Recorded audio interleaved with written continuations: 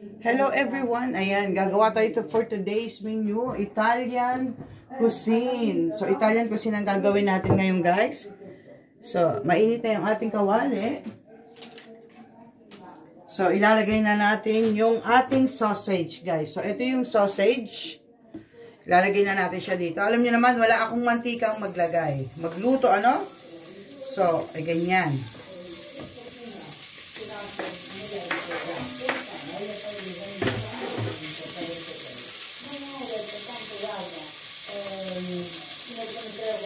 So, Italian ang gagawin natin. Italian sauce. Sausage siya. And then, yung kanyang ingredients, it's green peas, white onion, and of course, salt and pepper, and a bit of red wine. Guys, so ngayon, dahil brown na siya, ilalagay naman natin yung ating green peas. No? And yung ating onion.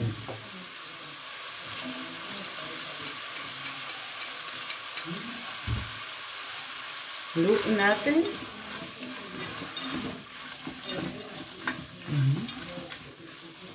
And we wait for 5 minutes. Ayan, no guys. After 5 minutes, maglalagay tayo ng konting wine. Red wine. So, 2 drops lang. Ayan, ganyan lang. Not exactly 2 drops. Mga konti lang. Basta yung maano mo lang. Tapos, after niya, pakukuluan natin siya. About 10 minutes. At saka natin ilalagay ang white cream mamaya. So, ito na yung ating pasta, no? Niluluto na natin yung ating twist pasta. Ayan. So, antayin natin na kumulo yun. Ito, 10 minutes. At ito rin is 10 minutes. So, babalik tayo ng after 10 minutes, guys.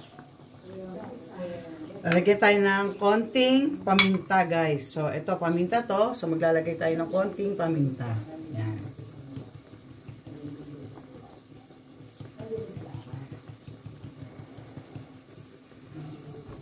At konting asin.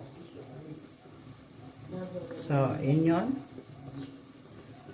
Ayan.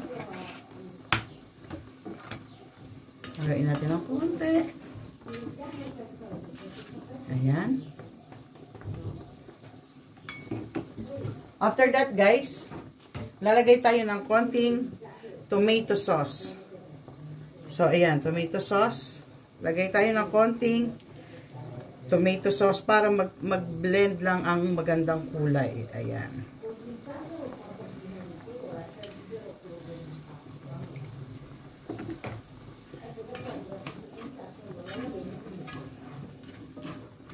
Ayan, guys.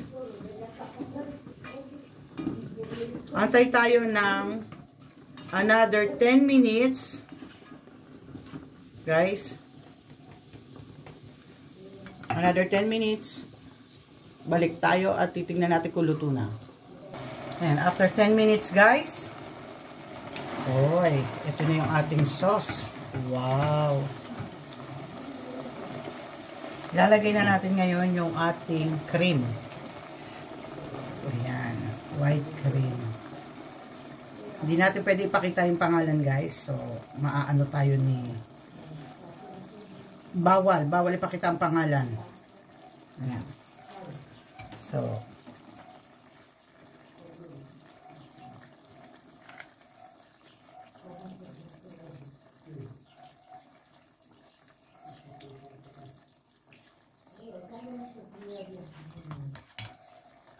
at yung last.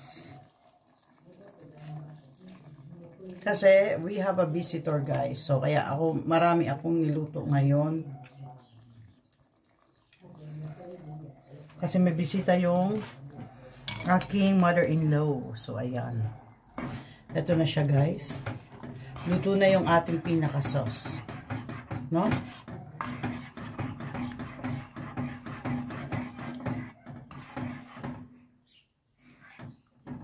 So, ito yung pinaka-sauce natin, guys. And then, ilalagay natin siya sa pasta. Ayan na yung pasta, guys. Nilagay na natin, ano?